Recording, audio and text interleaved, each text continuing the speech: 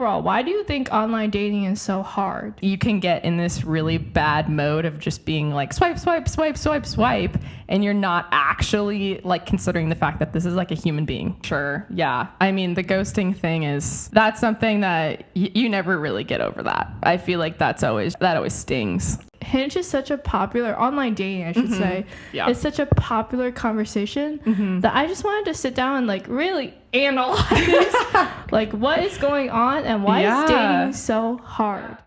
I'm Mindi, and I have a microphone. So this must be Mindi and the mic from Stigma to Connection. The type of conversation. Welcome back to Mindi and the mic from Stigma to Connection. And I'm honestly super excited for this podcast today. I feel like I'm always excited for my podcast, but this one's going to be so much fun. Before I introduce our guest, I would just like to say, if you want to keep supporting our podcast, Mindi and the mic, please support us on Patreon, just because that money goes to our audio and video editors, and it makes these conversations happen. Today's guest is a friend. And fun fact, we actually recorded a podcast before this one, but my sound died.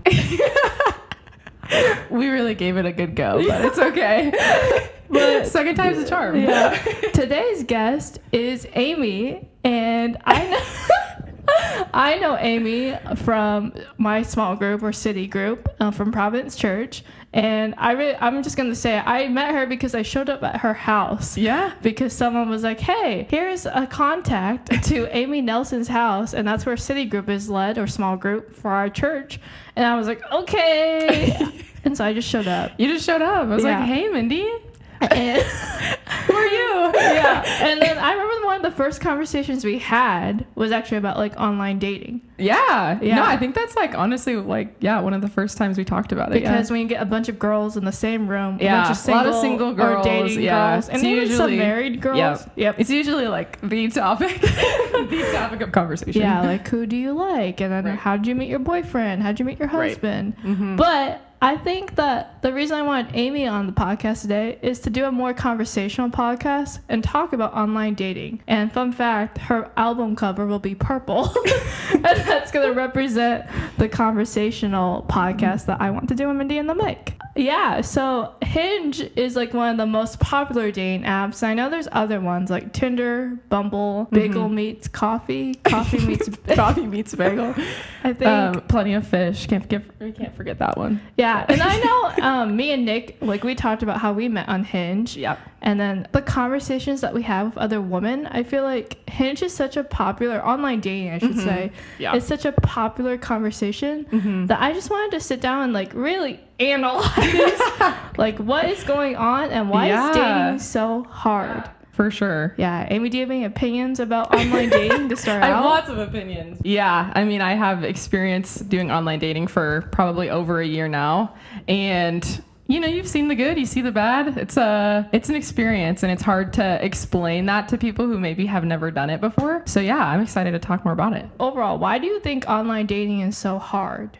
Specifically on Hinge, we'll say. I think it's just the fact that you're trying to curate like a profile of yourself that's as like perfect as can be, so that you give off this version of yourself to the world that you want people to see. The pictures, it's the things you're involved in and things like that. So I think that just the curating the profile and trying to be someone almost that you're not for the people around you is a huge part of the online dating scene. Yeah, I think that's a hard part of it, just creating those profiles and trying to figure out like how do I express my 25 years of life on like a small profile. Right. And it almost feels like Instagram too, where you're trying to show your highlight reel. Right. But at the same time, you're like dating. There's so much more than the highlight reel. Yeah, exactly. And it's such a more intimate relationship, even more than I would say friends. Yeah, to an extent. For sure. Yep. Because like I feel like with friends, there's that risk of like, not with friends, but in dating, there's that risk of like, this person could break up with me. Right. Well, like there is that risk in friendship too. But I feel like at least in my circle of friends, that's less likely. Yeah. I mean, the odds of you know, those relationships online actually working out is very slim. And I think when you start online dating, you're very hopeful. You're like, okay, every single person I talk to is going to want to go out with me and want to get to know me, but that's not always the case. Right. And so you're kind of left like either ghosted or you're, you know, disappointed from maybe something that didn't happen. So a lot of missed expectations, I'd say, across the board. Yeah, and it's ironic because it's like the number one way to meet someone now. Like, Yeah. that's a statistic. Yeah. And I'm like, what is I going think it's like on? 85% or something now, which is crazy. Yeah, it's kind of sad too, because Yeah. you're like, oh, like this is the one way people can meet people, but Yeah. what's the probability of them staying together? Right. Yeah. That's the whole other factor. Why would you say, what made you download Hinge versus maybe find? I'm not saying that you haven't found a partner in real life, but I guess I should ask, like, what made you download Hinge? And Yeah. I'll answer it too. Yeah. So I was actually against online dating for a long time. Me too. I was against it. I was like, my friends would talk about it. I don't know, maybe a couple years ago they were talking about it and handing out roses and like all of these things. And I'm like, what do you mean you're like handing a guy a rose? Like, what is that? What does that mean? As I like started to think about it more and like my stage of life and where I'm at and what I want and all of that, like I kind of prayed into it because honestly, I was really nervous. Like, I don't know if I should be getting involved in this or not. And after praying and like really talking to some people about it who had good experiences with it, Right. I was like, okay, you know, I'll give it a try and we'll see how it goes. And honestly, from my spheres of influence, like my work, I'm not around a whole lot of guys who are my age. Yeah. Well, I work in like manufacturing. So like a lot of the guys are quite a bit older. And so I just am not around guys my age in any sphere of life except for church. Yeah. I just think it just made sense for me to just give it a try. Yeah. So yeah, my first experience with Hinge was that I was in an internship at Lincoln and I was like newly graduated too. And so the people that I were around were mostly college students. Yeah. But then I was like, how do I meet people? And like, yeah, I was involved in ministries and whatnot, but I think I was in ministry like as a job. So I didn't want to blur those lines. That makes sense. And so I was like, okay, where do I meet people? So I downloaded Hinge. Or no, actually, I downloaded Bumble because I thought like that was like, okay, this is like a safe dating app, right? I know. It's like, are any of them safe? I don't know. But so I downloaded Bumble and then I was like, okay, I'm just going to try this like liking roses or whatever it's called. Just, like, I know they all have their own like passing out terminology. They all have their own terminology and it's so confusing. Yeah, but I remember thinking, I'm like, this is so complicated compared to like meeting someone in real life. Yeah. But the issue with like trying to find someone in real life is that where do you like meet people? Yeah. I know in like churches that I've been to, like it's weird going around being like, hey, I'm single. Let's talk. Yeah, you might as well just wear like a shirt that says, hi, I'm single when you go to church. That's a whole other topic of just, I think maybe some of the churches I've attended in the past are very like family driven. Mm-hmm. And so, which is a totally awesome thing. I love that. But I think maybe when it comes to young adults and like singles, it's not as, like, I just don't know if there's as much support in that area. So yeah, and even like the social anxiety of starting like there's like the social anxiety of meeting new people. Yeah. And also the social anxiety of like, oh wow, like I'm meeting someone that I don't know in a church in person, and now we have to start over again. Right. But you do that on dating apps too. Yeah. What other pros and cons do you think there is with dating apps? I think just being behind a screen, that's a con. Like you're kind of hiding. You again, like I was saying earlier, like you kind of have a facade, or like you can have an image of yourself behind the screen, and so someone can be exactly who you want them to be, but behind a screen, but then like they can turn on you at any given moment, and maybe you aren't actually aligned in certain things when you actually get to know them in person, or like it's not matching up, you know, like they're really outgoing like over text or whatever, but then you go and meet them in person and they're actually like really introverted and really quiet and it's like awkward. So I think being behind a screen, definitely a con, because you can just kind of hide that, you know, whatever version you want of yourself. I call it the Amazon phenomenon. That if you go on a date and you just don't like them, you can just return them and like unlike them really fast. Yep. And sometimes I feel like you forget that's a real person. Mm-hmm. Some people are okay with ghosting, and some people are just like, like we went on 1 or 2 dates. Like, do I really have to like explain to them why I'm not really interested in them? Yep. But I think it's just a phenomenon that can be so hurtful and definitely affects self-esteem. Oh, too. for sure. Yeah. I mean, the ghosting thing that's something that you never really get over that. I feel like that's always just like, that always stings, you know? Like, that's never like, oh, it's all good. Like, he ghosted me. Like, I'm all good. Like, you never say that. I mean, for myself, I hated that feeling of being ghosted that I like said to myself, I have a no ghost policy. I'm literally going to find a reason to explain myself every single time, like why this isn't going to work out if it, didn't work out. For me personally, I was like, I'm going to hold myself to that standard because that is just the worst. I almost made it too confrontational. I actually did that too because I only went on one actual date before I met Nick. Okay. And so this guy, we went out to dinner and then we started talking, and I'll get more into like the story part later. I ended it because I just not feel right about it. But then I was like, hey, can we meet up?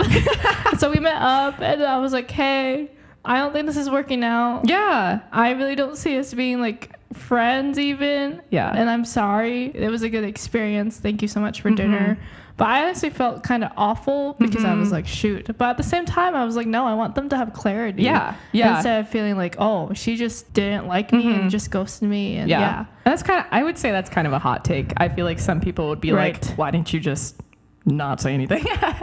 But I don't know. Thinking long term, maybe that was a helpful thing for you to do. I think it was more just my reassurance too of like telling him like, hey, it's really nothing, like nothing about who you are. Yeah. Just like, I don't know if we're like the best match after, and I could tell after one date, that just we had different values and different plans for the future, and that was okay too. Yeah. Yeah. Do you think that Hinge messes with your self-esteem in general? Oh, yeah, for sure. I mean, I think, like I said earlier, it's just like you're putting this facade on. You want people to like you. You want people to agree with you. You want to find a cookie cutter version of yourself online. Right.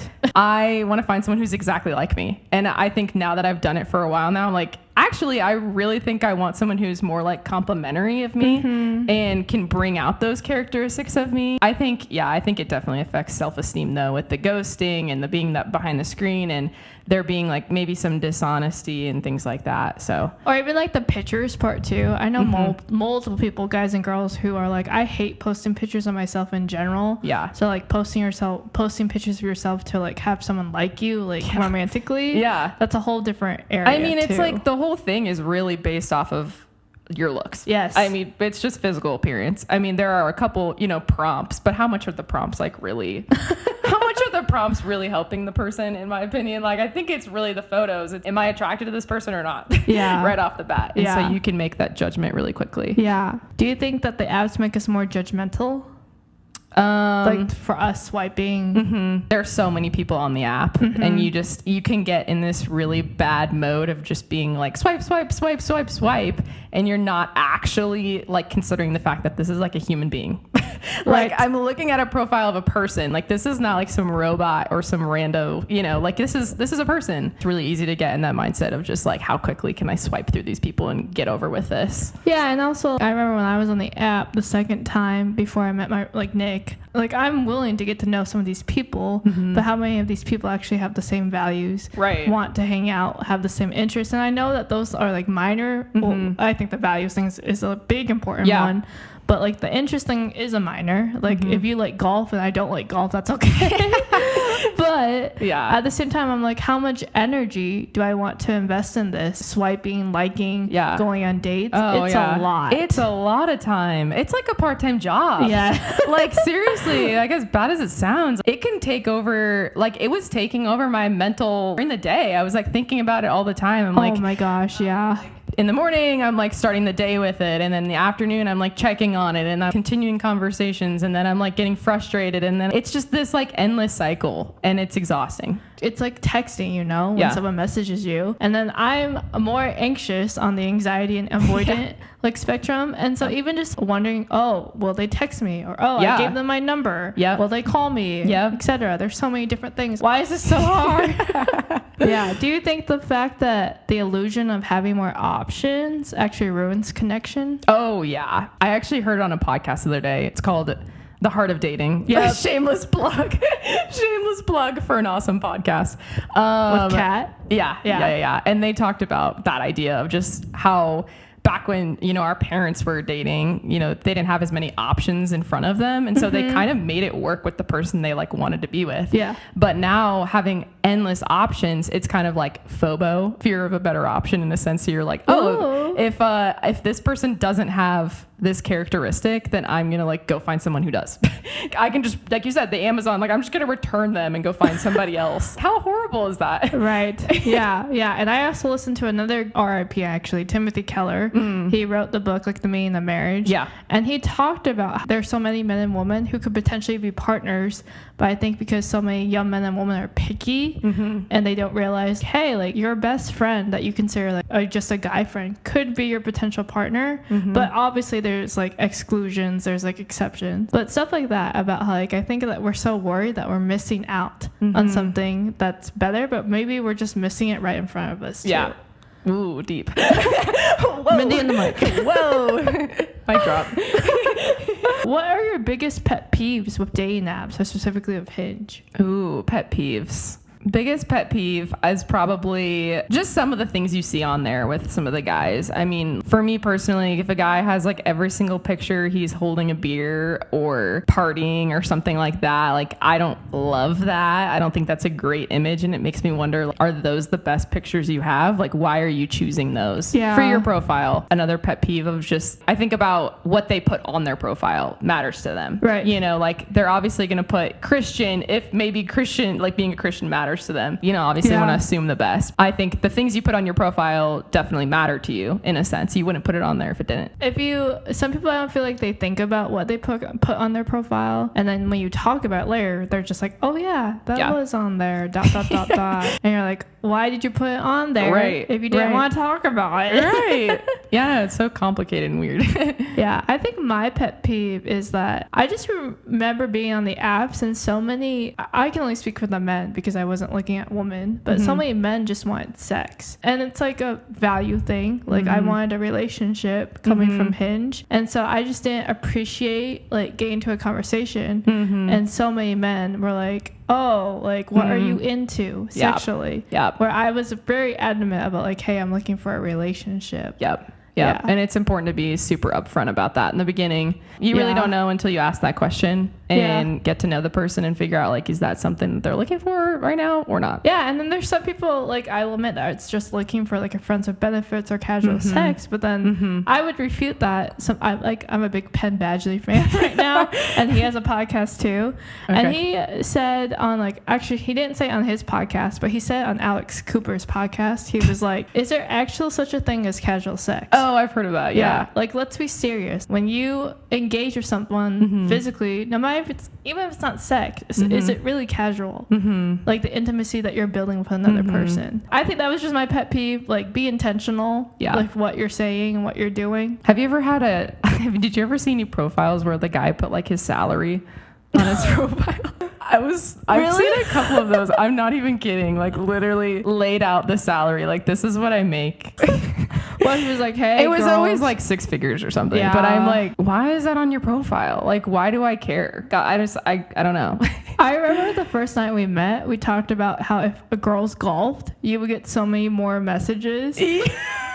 Someone said that, and I was like, no, I mean, I will say that was one of my prompts for a while, was that I think I said help me fix my golf swing was one of them. And I got so many guys who were like, oh my gosh, let's go play golf or whatever, and it's just funny. I think mine was like, I could probably beat you in the pickleball match, because I was like, I want to be a little bit sporty, but gotta show that athletic side. Yeah. Do you prefer people like messaging you on the app, or would you prefer someone like giving you their number? I would say my rule of thumb is Amy's rule of thumb is if they don't set up a date within 3. I know this might sound pretty this might be a hot take. If they don't set up the date within 3 days of talking on the app, honestly feel like it's not going in the direction that I would want it to go. Like, I just think that there needs to be more intention there. And obviously there's so much grace with that, because there's some guys who maybe like need more time to continue getting to know you and get like catch the vibe, I guess. I wouldn't say that's like across the board. I'm not like, oh my gosh, I'm going to unmatch you if you don't set up this date. But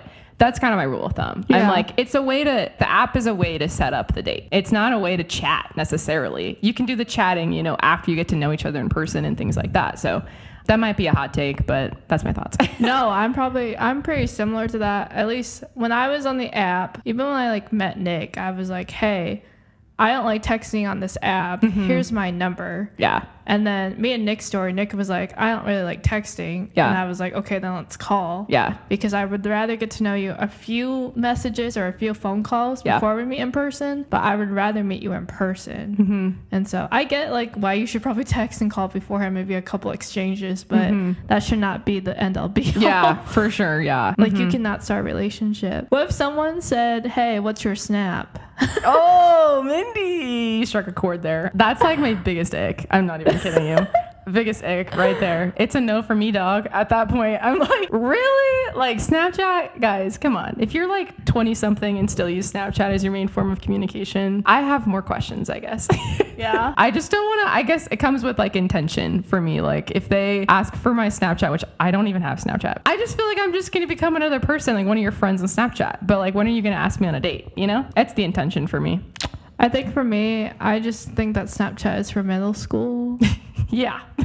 Yeah. So, like, I kind of get it with the whole instant photos. But then also, like, why do you need to be sending photos, like, even before the first date? Right. Yeah. That's just my hot take. Maybe that's a bad opinion. Yeah. But why do you think it's so common to have, like, great banter or texting, like, flirtatious texting, but no follow through? Like meeting in person. I mean, like, I think it's important to be able to understand if there is chemistry, but I think that's so hard to gauge in a texting conversation. Yeah. Anybody can talk to anybody over text. I don't know. I think that it's hard to say for me. I don't know. That's a gray area, I guess. Yeah. I would say that I think it's a personality thing too, that some people are just more direct. Like I know I'm more direct of like, I want to meet, I want to call. Same, yeah. Please message me. Yep. And then some people, it could be like, oh, we should just message for a bit, or they don't know how to transition. So I can give grace to that too. And I think that's hard from the guy's perspective too, of it's hard to know, you know, they don't want to come off too much to be like, after a few days, do you want to meet up? You know, if the girl maybe isn't ready for that. I can see from their perspective that can be probably pretty hard to know, like, when's the transition happening, you know, kind of like catching the vibe of like, okay, like we've talked enough on the app, like let's set up a date. Yeah, I think that's probably difficult. And then just like the cultural expectations too of like, oh, the guy needs to ask the girl out and ask for everything, etc. And that can be overwhelming. Not to say that like I personally like it when guys like would ask me out, like be intentional. Yeah. But I can give grace again about like, oh, that makes perfect sense why you're overwhelmed. Yeah. And it's okay from our perspective too of, you know, if you want to genuinely go get to know someone, like you can kind of shoot your shot too, you know, it's like, it's a two-way street. I don't think it's always on the guys to do that. Obviously I appreciate it a lot when they are intentional and they make plans and they want to see you, like, yeah, that's awesome. So deep question. Deep. Have you ever been addicted to validation of the app? Oh, for sure. I was, because on Hinge there's like a premium version where you can like see all the likes and whatnot, and you can give more roses, etc. And so when people would like me, I would like could feel it, like feel validated, but I didn't see who they were. So that kind of like marketed me into buying the premium, just to be like, oh, well, there's more options. And so I did at one point. And I think it's so easy to. Yeah. And I think for me, it fell into I have to be talking to somebody at all points. Yes. Like if I'm not talking to someone, I have to go find someone to talk to. Like there's no time to just sit and be. Yeah. It's like, I've got to talk to somebody. I gotta be planning something, which is super unhealthy. You know, if you don't take time to really like sit back, you know, reflect on maybe a date you went on, or reflecting on like what you want, giving yourself time and space to just like be, you know, in the dating scene. What would you say in your experience, how would you want to find someone that had the same values as you? You're a Christian and I'm a Christian, and I'll answer this too. How did you like filter that out? Yeah, that's a hard one. That's a really hard one. And I think I have learned a lot in that space for sure. I would say the first thing is, for me personally, it was a standard of like, they have to have Christian at least on their profile. Me too. That was the number one, like, no brainer to me.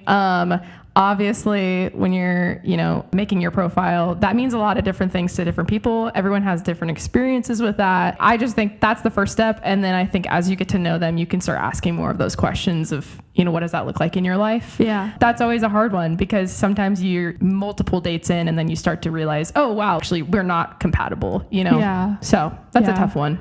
Yeah, it's really hard because faith is so complex too. And that could be a great date testimony, like, oh, what's your background, what's your spirituality, what's your testimony? Yeah. But it's so hard to see a profile and be like, oh, you're a Christian. Yeah. But you only know that based upon if they say they're Christian or not. It's crazy. And there might be guys out there who are awesome Christians who just didn't put Christian on their profile. And I was like, no, guys out there who are Christian, put Christian on your profile. Yeah. I remember when I was like scrolling, that sounds so weird. It's like Amazon, like I said. Yeah. But I remember when I was scrolling before I like saw Nick's profile, I was like doing the same thing. I'm like, okay, I need someone to say loves the Lord, or hey, I like love going to church, or what does your Sunday look like? That's a prompt too. Yeah. And so it just brought a lot more clarity. Even like if they say that they were associated with the faith and whatnot, I had a lot more clarity of like, oh, this makes sense if I like them. And then we started talking and we met. Yeah. How do you set boundaries on the app? Like you said, you could be on it all day. You really could. You could be on it all day because there are so many different ones. For me personally, I got to a point where it was like taking over my life. Literally taking over my life. And I had to set some boundaries of doing, I think I said 20 minutes a day. I put like a timer on my phone when I did it. And I would do it in like purposeful times of the day. This is like craziness, how much I had to think into this because of just how much it was mentally like affecting me. But I like set aside time during the day to sit down and intentionally look at people's profiles and like actually, think about it rather than just aimlessly swiping and not actually, considering anything. So that was my rule of thumb, was 20 minutes a day and then going from there. So yeah, that's really good. Just the fact that you have timers on it too, to like make it a mental priority of like, oh, I am not going to go beyond this. I'm not gonna focus on anything else. Like it was my time every day to just sit down and send out a few likes or continue conversations or whatever. And so that was just how I had to do it. Yeah. So I think for me, I just made it a point to put like do not disturb on throughout my day. Yep. Or like be like, oh, if someone texted me, I'm going to be very intentional. Like, hey, here's my number. If you really want to keep this conversation going. Right. Text me. Yep. Yeah. Because it can be just an endless amount of time too that you're investing. Like TikTok. But Hinge. Yeah. And I mean, another hot take, I don't know what you think about this. Do you feel like, those dating apps like have to make money somehow. So are they actually showing you the people that you'd match well with? Or are they purposely keeping people from you so that you pay for it to have that luxury? It's probably both, because I was like looking on Hinge the website for fun one day, and I saw they had careers, and I was like, I wonder what it would look like to work for Hinge, and they had like data analysts and algorithm makers. Okay. So I think it's both. Yeah. But it would make sense why they would want more money. Yeah. And with advertising. Etc. Yeah. And with the premium version. And I love that their slogans. The app designed to be deleted, but not in the way that you'd expect. It's in the way because you get so frustrated. You're like, I'm over this app. I'm done. Have you ever re-downloaded Hinge and deleted it? Oh, so many times. Yeah, so many times. More than I want to admit, but yeah, I'm not on it now, but I used to be. Yeah. It went in phases for sure of, certain seasons of life when I'm too busy. It's like, why would I be investing in a relationship if I'm traveling a ton for work and like can't actually focus? Yeah. Went in seasons, went in waves. Yeah, same. There's like a pressure too of like being for me, I'm in my later 20s now, and they're like, oh, you should be married by now. Yeah. And so I would like download it, maybe think like, okay, God, like, what do you want from this experience? And then like somewhat get disappointed or be like, oh, this just feels kind of icky. Yeah. And so I get off it, and then I'm like, where do I find people? And the cycle begins. It's exhausting. Yeah. Yeah. Well, do you have any first Hinge date stories that you're willing to share? First, cringe stories? Sure. Or good ones. Oh gosh. Cringe. Cringe. I really can't stand ice skating as a first date. That's an ick. Just, I don't know what it is. It's just either the person can skate or they just can't, and it's like either one or the other. Can you even talk? No, and that's the thing. Like I just remember I went on a first date with a guy and we were ice skating and he literally took off. Like he was like, I'm a head out. I'm going to go around this. I'm going fast around this ice skating rink. And I'm like, I'm not going to follow you that fast. I'm going to just enjoy myself. And I remember that being like so weird. I was like, I'm going to go ahead and see myself out of this one. But no, I definitely didn't. But I was thinking. Use the bathroom. I know. Never come back. Yeah. Gotta go. See y'all. Yeah, that was pretty cringe. I can't think of any other ones that are like coming to mind right now though. Mine, so like I said, I only went on one date before Nick's and I's first date. But my first date on the app was we went to dinner. He took me to an Italian place. And then we played like pool in the church basement. Interesting. And it was like, okay, but the conversation just wasn't there. Like he was very sweet. He asked intentional questions. Yeah. I think we had somewhat similar interests and somewhat similar values. But it was just kind of there. Like, you know, it was kind of like so how are you? Dot, dot, dot, dot. Yeah. It's hard to explain it if it just doesn't work, you know, if the chemistry is not there, which is another hot take. How important is chemistry in a relationship? But you know, you just like feel it or you don't. And I don't know how to explain it, but with some guys, you're talking to them and it's just not going anywhere. And you're like, I just don't know if I can see myself continuing to do this. It could be vice versa too. Because I know plenty of my guy friends would be like, yeah, I mean, like girls out there, they're hard to talk to depending on the personality. You know, if the guy maybe tends to be a little more outgoing, I find that to be just easier in general to talk to someone like that. But for the like more introverted guys, yeah, I'm sure that kind of scenario going on a first date with someone a stranger is probably really intimidating. Like being introverted and trying to talk to someone for the first time over dinner, you know, sometimes even that's a really hard first date, in my opinion. Like sitting across from a stranger and trying to have a conversation, I'm not a fan of that either. So no, I don't like that. Or the movie conversation. Oh gosh, no. That's not even a conversation. What am I saying? It's like, no, it's not. You're just sitting. You want to go to a movie? I don't get that. That's confusing. I don't like that. Why don't we go do something? Let's go do something fun together and like get to know each other when we're moving or doing something. You know, we can focus on other things while we're talking. And I saw this study. This is more for the guys, but there's a study that shows for guys, they do better conversation if they're doing something. So like if they're working on something together, or if you're on a date, if you're walking, if you're playing a board game, even if you played a video game. I've even heard guys relate side to side and women are face to face. I agree. I mean, I think that's totally true. But then again, I question that too, because I'm like, I don't really like the dinner dates either, because if there's food on my face, I get self-conscious while eating. What do I eat? I have to look at the menu like 6 times ahead of time. I always say too, like never order pasta on the first date, because it just gets all over. No. And if you wear like a white shirt, you're kind of, it's a no. It's a no. It's a no. So Amy, what if you probably have this, because I know I have people who are like, hey Amy, I'm trying out Hinge for the first time. What advice would you give to them? I had someone ask me that recently and I was like, I love that you're asking. I love that you're asking. I love that. Some advice. I would say don't overthink it. Don't overthink the profile. Don't overthink all the details of trying to talk to someone. I think I've explained how the mental side of it, I think you can just literally overthink all of it, the whole process, and totally not even get to know the person that you're talking to, because you're just so wrapped up in like, how do they view me? How am I speaking? Am I asking them enough questions? You know, are they interested in me? It's just like a constant cycle. So go into it open-minded, totally open-minded, that you might be surprised. Honestly, you might be surprised by who like comes across. Might not be someone who's exactly who you thought you'd be with or want to get to know, but just take it with a grain of salt and see where it goes, and you might be surprised. I would say too, don't chuck the first guy out the window.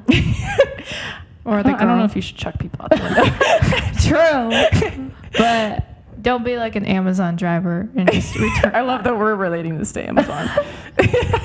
It's probably bad. It's probably really bad. In all seriousness, like you said, take time to get to know people, because they may surprise you. I know that when I first matched with Nick, I know when we first talked on the phone, I was like, oh, I could tell our personalities were pretty different, but I stayed curious and I kept going. And I was like, okay, no, Yep. this makes sense. And Yep. now we've been dating for a while. Mhm. So Curiosity is kindness. Love it. love that.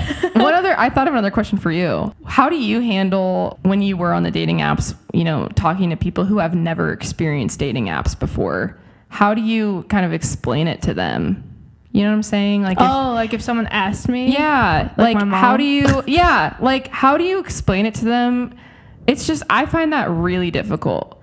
Yeah, I think with Nick, it's almost easier because I say, oh, we met on Hinge, but we went to the same college and had mutual friends. Mhm. So that's kind of like the buffer. Mhm. But I felt very uncomfortable when I first started on the apps. What if someone was like, oh, how'd you meet? And I would be like online dating. Yeah.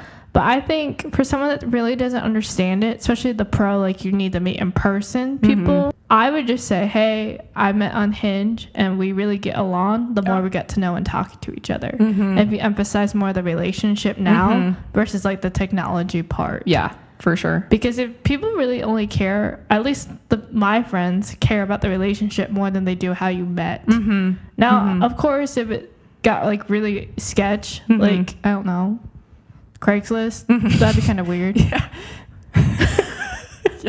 I find it to be really difficult when maybe people who have never experienced dating online try to tell you how to date online. I find that really hard. Like, you should try doing this, or how could you possibly take a break? You need to go on dates. Like, what are you doing? This is the perfect time to be going on dates. Why would you ever take a break? Because I went through a season where I think I need to take a break from this. I'm not doing super hot and this isn't going well. And I remember people being like, well, why are you taking a break? That's crazy. And it's so hard to like reason with people in the sense that they've never experienced it before. Dating is so hard too. You told me a quote the other day when we were hanging out that you said that being single, being married is easier than dating. Yeah, the 3 stages: being single, married, and dating. Like, dating is the worst. Dating's the worst. Yes. And even though I think it is a season from God, it's not even in the Bible, but I think the culture nowadays, you're in the season of culturally defined dating. And so that season is from God. But at the same time, there's so many uncertainties and unknowns. Yeah. And there's not really like a true textbook of how to date someone well. For sure. There's a lot of trial and error, for sure. Yeah. But for better or worse, I think it is a good catalyst to meet people. Oh, yeah. Yeah. I mean, that's probably my favorite thing about it for me, or the thing I've learned the most, is just you meet so many people from so many different backgrounds, so many different personalities, so many opinions, and you begin to think like, wow, what do I actually value? What do I actually like find attractive in someone?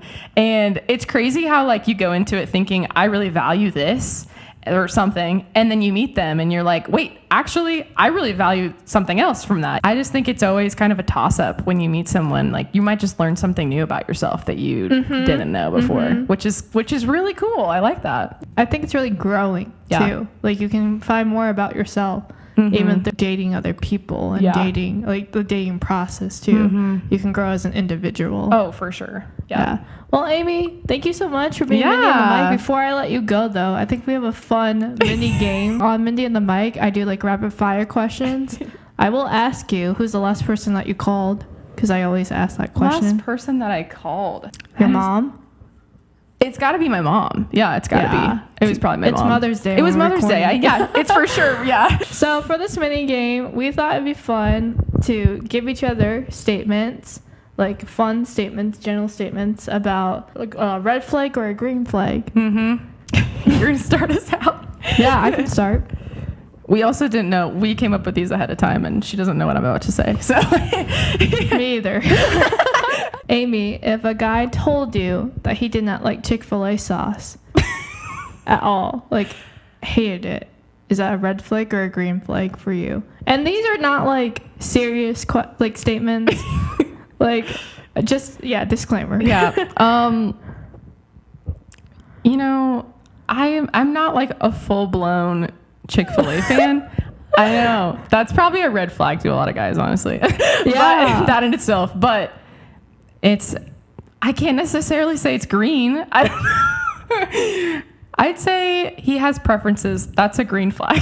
Okay. Good. Okay, mine for you. He has facial hair. Green. You're like, are you partial to something like the beard or like the mustache? Like, totally agree. I like I prefer beards probably. Mustaches, it depends on the mustache. Depends on the, there's certain people. And just like the face shape too. Like I get, that sounds bad, but I'm not trying to be picky, but people know what I mean. Like there's some mustaches that don't look good. It's just not a good look. No. Yeah. No. Yep. If a guy had a hat for every single outfit that he wore, would that be a red flag or a green flag? These are so funny. You came up with such funny ones. A hat for every, like it goes with the outfit. Yeah. Oh, green. Really? Green. Yeah. I like a guy who can dress well. That's true. Mm-hmm. Like if he has a nice like look that just kind of, all comes together. So if he had a hat for every outfit though, even church? Yeah. Okay. Yeah. Mm-hmm. Green for me. I'm a hat gal. I love hats. Good so for you. it's a green. He brushes his teeth in the shower. Green, because I used to do that. That's so revealing. No. Why? But more productive. If you think, there was a podcast about this actually. They Really? debated this, like a ritual. That's interesting. Yeah, because like for me, I like productivity and value it. So sometimes I think, oh, if I brush my teeth in the shower and just, I know it's gross because you spit it out, but then I'm like, oh, I don't have to spend more time and more water brushing my teeth outside the shower. Interesting. Yeah, interesting. Okay, Mindy. Okay. My last one was, what if they had multiple cat pictures around their apartment? Cat? Like if they had a cat. Oh. I'm mega allergic to cats. Yeah, I know. That's why I asked. So it's a red. Yeah, you would. I mean, why would it be green? I don't know. Maybe you really like the guy. Yeah. That'd be so hard, though. It's not necessarily a deal breaker. It's not a deal breaker, but why you got pictures of cats on your walls? I don't know. What's the deal? I have more questions. Yeah, there could be some like psyche stuff behind that, but he has an obsession with Legos. This is hard. I know. It's like I kind of was thinking about it myself. I don't want. It's hard because like obsession though. Yeah, like, that's the thing. That you said the word obsession. Yeah, and I obsession. imagine like shelves and shelves and shelves in my living room of all Legos. I think it's probably a red. I can't. Well, maybe in the garage I could do that. Maybe. Okay, I respect that. Yeah. Like if there's the space for it. So if we talked about it, because communication is important. Right, exactly. If we talked about it and said that, hey, you can put your Legos in the garage, it's agreed. Yeah. But if he's like, I obsessively need them in the living room and in my bedroom, no. Absolutely not. Red flag. Yeah. Yeah. I would agree with that. Well, Amy, this has been so much fun. Thank you so much for coming on Mindy and the Mic. Yeah. Talking about online dating. Yay.